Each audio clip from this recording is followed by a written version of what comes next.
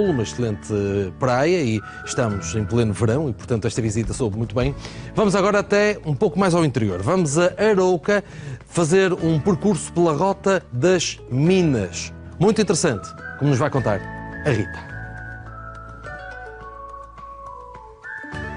Pelas minas e recantos desconhecidos do Paiva, damos-lhe hoje a conhecer um dos itinerários da Rota dos Geossítios do Arouca Geoparque. Connosco hoje temos Luís Alexandre. Olá, Luís. Podes vir aqui um bocadinho para a minha beira, para o vermos lá para casa. Obrigada por estar aqui connosco e nos vir a dar a conhecer este itinerário, que é um dos mais longos. O mais longo, se não me engano. Sim, é o itinerário C, com o nome que acabou de referir e que retrata essencialmente aquilo que apelidamos de região mineira, que é esta região entre o Vale do Paiva e o Vale do Rio Paivô, que é amplamente conhecida e a sua importância deve-se essencialmente às questões do wolframio. Tínhamos várias aldeias que já existiam aqui seguramente desde o período medieval. Toda esta região já é ocupada também ainda desde a pré-história, desde o segundo, terceiro milénio. Temos várias sepulturas pré-históricas que rodeiam aqui o topo destes montes, implantados aqui no topo destes montes, mas de facto aquele património e aquele pedaço de história que mais nos interessa contar nesta rota de geossítios, neste itinerário C, é aqui a questão das minas de wolframio do século XX, durante a Primeira e a Segunda Guerra Mundial. Muito bem, Luís, antes de entrarmos por essa explicação do que conseguimos ver, eu gostava de perceber e explicar lá para casa onde é que nós nos encontramos exatamente, onde é que fica este, podemos lhe chamar, campo mineiro? Sim, o complexo mineiro é a designação mais utilizada pelos autores e pelos locais também aqui de Arouca. Nós, neste momento, estamos em Regofo, na aldeia de Regofo. Estamos no complexo mineiro da Poça da Cadela. A área concessionada para mineração era bastante mais ampla. No entanto, a área depois tinha vários complexos ou várias concentrações de estruturas, de minas, etc. E aqui, no caso, este sítio onde estamos, que é o mais conhecido, é a Poça da Cadela. Regofo fica na Serra da Arada, já aqui uma serra que dividimos administrativamente também com São Pedro do Sul. Nesta região é muito conhecida a Aldeia da Trave, por exemplo. Exatamente, que já lá fomos também no nosso programa, Luís. Sim, é interessantíssima, é interessantíssima. Então estamos aqui numa zona muito paisagisticamente muito interessante e depois também do ponto de vista patrimonial também muito interessante e muito rica. E Luís, então agora entramos na parte que nos trouxe cá, que é perceber, aqui houve explorações mineiras, não é? Na altura da Primeira e Segunda Guerra Mundial, como explicava. Sim, nós temos conhecimento, que é um dado muito interessante, nós temos conhecimento, pelo menos destas explorações de wolframio e de estanho também, aqui nesta região, essencialmente aqui da Serra, entre a Serra da Arada e a Serra da Freita, porque depois na Serra da Freita também temos as Minas das Chãs, temos outros sítios e outros complexos, mas já desde o período romano, temos aqui também vestígios de explorações, não neste preciso local onde nos encontramos, mas no Rio Paiva, ouro, explorações auríferas de aluvião. E aí podemos falar dos romanos que exploravam ouro nessa zona. Exatamente. Ali a partir do século I, do século II, ainda não... Muito mais antigo do que o local onde nos encontramos. Cerca de 2000 anos, digamos assim, com números redondos mais antigos. E também temos em Poço uma mina romana de ouro, também, em Poço, em Canelas. No entanto, como aqui nesta região também existia estanho, que era um minério muito utilizado pelos romanos, é muito possível, para não dizer provável, mas é bastante possível, que estes espaços já fossem conhecidos pelos romanos e num ou noutro local já pudessem também fazer aqui a prospecção e exploração de minérios. E Luís, o que é que nós podemos ver à nossa volta, portanto, dessa altura?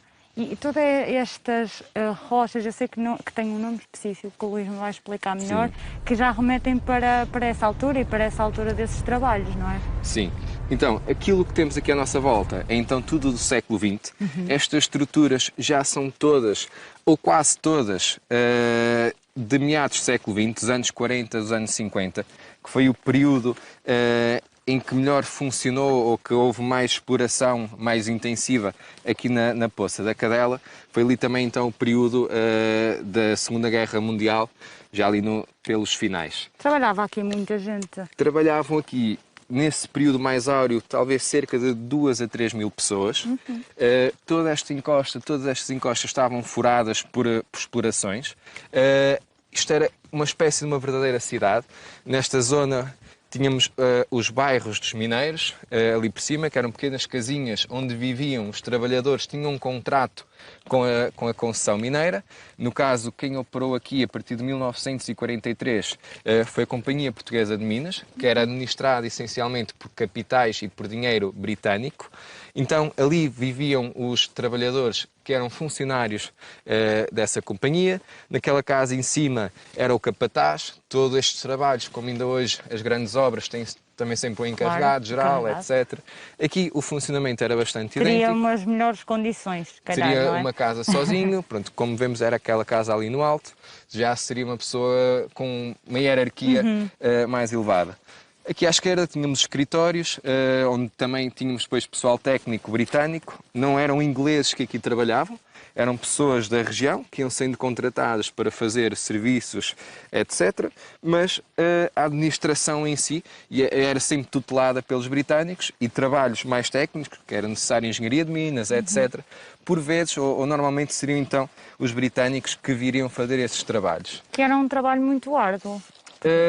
Ou nessa altura já tinha alguma os mineiros, melhoria? sim. Os mineiros teriam um trabalho muito árduo. Inclusive, grande parte das pessoas que trabalhavam nas minas nessa altura já faleceram, devido aos pós, todos estes problemas derivados respiratórios, essencialmente, não é? Exatamente. Passavam o dia inteiro dentro da mina. Eram trabalhos muito difíceis. Embora também depois houvesse, por exemplo, para as senhoras e para as crianças, também eram muito comuns trabalharem na remoção do minério dentro da mina, por exemplo, ou então depois andavam nesta zona aqui de baixo, onde temos todas estas pedras, que era a chamada ganga, que era o Era que esse restava. o nome que me faltou há pouco. Exatamente.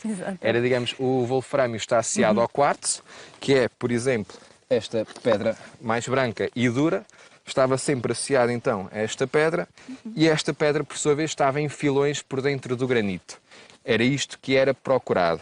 Quando o traziam cá para fora, tinham que separar o granito do quartzo e o wolframio do quartzo, através de martelos, triturações, etc.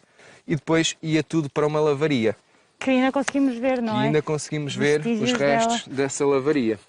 Que é ali, exatamente. Exatamente. Vamos conseguir ver em imagens. E Luís, para terminarmos a nossa conversa, eu perguntava-lhe a importância deste itinerário e deste local onde nos encontramos, quer a nível patrimonial, como histórico, guarda-se aqui muita importância, muita relevância sem dúvida, neste sem dúvida. sítio.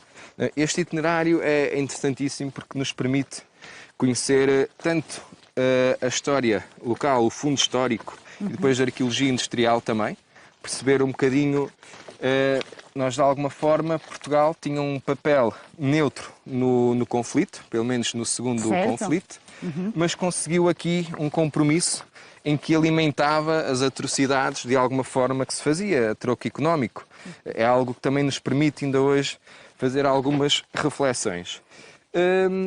Depois, então, conseguimos conhecer aqui esse ponto de vista histórico e arqueológico, também questões associadas à geologia, à formação da terra, à formação dos minerais, etc. E depois também algo muito importante, já tem a ver com a biodiversidade, porque estas minas que o homem construiu no século passado são os importantes abrigos nacionais de morcegos. Temos morcegos, alguns também. Na altura, se calhar ainda não, mas na agora altura transformou-se. E, inclusive, hoje estão tapadas, grande parte delas, deixou-se apenas uma abertura para a entrada e saída dos morcegos, e quando há muitas visitações às minas, esses morcegos saem. Então também temos aqui algumas preocupações, só 2 minas é que estão abertas, com um portão. Também para preservar a espécie, não é? Exatamente, para conseguirmos condicionar o acesso e preservar essas espécies protegidas de morcegos que temos nas nossas minas. Luís, o que é que, para mesmo terminar a nossa conversa, perguntava como é que as pessoas podem fazer, portanto, este itinerário, como é que têm que se inscrever? Podem vir sozinhas, convém vir com um guia, não é? Podem vir sozinhas, podem adquirir a rota de geossítios em que tem os 3 itinerários do nosso território.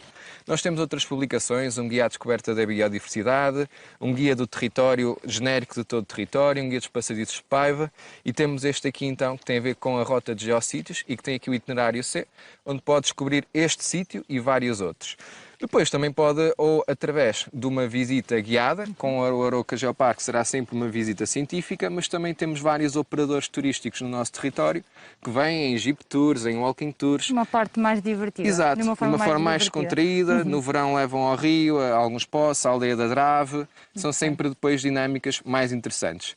Connosco é sempre uma versão mais técnica e científica. E interessante também, Luís. Exatamente, para um público mais específico. Muito obrigada, foi um gosto também ficar a saber mais sobre este local e recebê-lo também no nosso programa. Quanto a si, já sabe, tem aqui várias hipóteses de conhecer este sítio, um sítio histórico e rico em arqueologia, biodiversidade e, portanto, que conserva aqui muita história importante para o nosso país. E a verdade é que costuma dizer-se que o conhecimento não ocupa espaço e é verdade, um pouquinho de conhecimento fica sempre bem para percebermos a realidade e o mundo em que vivemos.